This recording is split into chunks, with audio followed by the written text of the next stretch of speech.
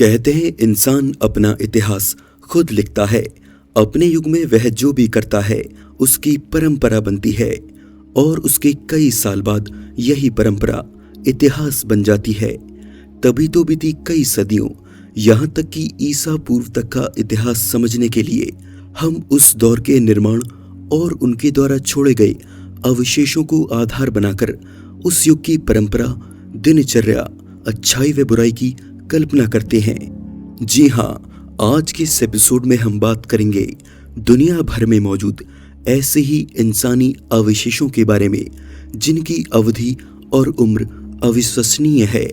वहीं हैरान करने वाले ये अवशेष इस बात का संकेत हैं कि मानव जाति कितना लंबा सफर तय कर चुकी है। Albert Einstein's brain, United States. मानव इतिहास का सबसे बुद्धिमान इंसान कहे जाने वाले अल्बर्ट आइंस्टीन की मौत के फौरन बाद डॉक्टर थॉमस हार्वे ने शोध और प्रशिक्षण के चलते उनके शरीर से दिमाग को अवशेष के रूप में अलग कर लिया था। हालांकि आइंस्टीन के बेटे हैंस ने इसका विरोध किया, लेकिन बाद में अध्ययन के लिए उन्होंने इसकी अनुमति दे दी, जिसे 240 भागों में बांटकर अमेरिका के मशहूर न्यूरोलॉजिस्ट और चिकित्सकों से परीक्षण करवाया गया, जिसका कोई नतीजा नहीं निकला। हालांकि 80 और 90 के दशक में हुए कुछ शोध में साधारण दिमाग की तुलना में आइंस्टीन के दिमाग में ग्लायल नामक सेल्स की मात्रा ज्यादा पाई गई। वहीं साल 2000 में किए गए कुछ परीक्षणों में भी इनके दिमाग का एक साधारण दिमाग से अलग होना पाया गया। लेकिन यह सभी शोध ठोस तर्क न दे पाने के चलते नकार दिए गए, जिसे बाद में प्रिंसटन यूनिवर्सिटी के चिकित्सा विभाग को सौंप दिया गया। वहीं इसके कुछ अवशेष फिलाडेल्फिया के मटर म्यूजियम में प्रदर्शनी के तौर पर रखे गए हैं। न जाने आइंस्टीन के दिमाग में ऐसी कौन सी बात थी जिसने उन्हें मानव इतिहास का सबसे बुद्धिमान व्यक्ति बना दिया। कॉपरवेल्टन, जर्मनी। कॉपरवेल्टन, जिसे वर्ल्ड प्रदर्शनी भी कहा जाता है, जर्मनी के शहर ब्रेंडनबर्ग में स्थित है, जिसकी शुरुआत गंथर वॉन हैगन्स ने एक खास तरह की प्रक्रिया प्लेस्टिनेशन के द्वारा की।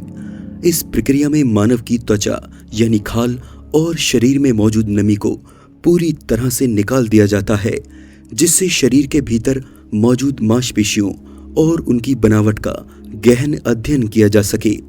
चिकित्सा क्षेत्र में क्रांति लाने वाली यह प्रोसेस और इससे बनाए गए मानव अवशेष आज आम जनता के लिए भी प्रदर्शित किए जाते हैं। अनेकों मुद्राओं में खड़े यह अवशेष दिखने में अद्भुत और हमारे भीतरी शरीर का आईना है, जिन्हें देखकर कोई भी अपने शरीर की अंदरूनी बनावट को समझ सकता है। टोलुनमैन, डेनमार्क। सन 1950 में खोजा गया ऐसा ही एक मानव अवशेष है टोलुनमैन का शव। डेनमार्क के मशहूर म्यूजियम सिल्कबोर्ग में रखा गया। यह अद्भुत शव गले में बंधी एक रस्सी के साथ दलदल में पाया गया था।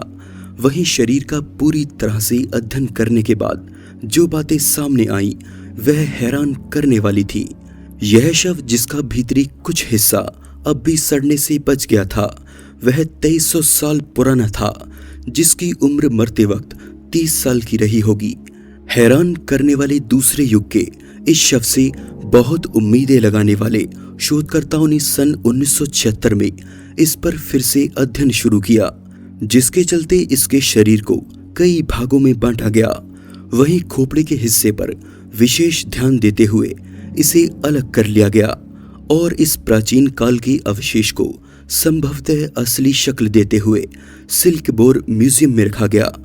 हैरानी की बात है कि 2300 साल बीत जाने पर भी ये शव यूं ही बना हुआ है। व्लादिमीर लेनिन, रूस। सोवियत रूस के सबसे पहले प्रसिद्ध और भावी नेता व्लादिमीर लेनिन, जिन्होंने रूस को साम्यवाद यानी कम्युनिज्म से परिचित कराया और उसे सफल बनाया, उनकी आखिरी इच्छा और मौत के बाद उमड़ी भीड़ के चलते उनके मृत शरीर को ज्यों का त्यों सन 1924 में मॉस्को स्थित क्रेमलिन के रेड स्क्वायर चौराहे पर शीशे के एक भव्य ताबूत में रखा गया है, ताकि उनके विचारों को मानने वाली आम जनता सदा के लिए उन्हें देखती रहे। लगभग 90 सालों से रखे इस लेनिन के शव को 200 से ज्यादा साइंटिस्ट हर पल इसके संरक्षण और इसे ताजा बनाए रखने के लिए नए नए प्रयास करते रहते हैं, जिससे लेनिन के पार्थिव शरीर को कोई नुकसान न पहुंचे। और यही साइंटिस्ट लेनिन और उनके जैसे कई रूसी नेताओं के भीतरी अंगों का अध्ययन करके उनके विचारों और व्यक्तित्व को समझने की कोशिश करते हैं, जिसे रशियन स्टेट सीक्रेट एक्ट के तहत गुप्त रखा जाता है। दोस्तों, आज के इस एपिसोड में बस इतना ही। वीडियो अच्छा लगा तो प्लीज लाइक कीजिए और चैनल को सब्सक्राइब जरूर कीजिए ताकि आने वाली वीडियोस आप लोग मिस ना करें। मैं हूं आपका दोस्त विशाल, फिर से मिलेंगे एक नए एपिसोड में। तब तक के लिए नमस्कार।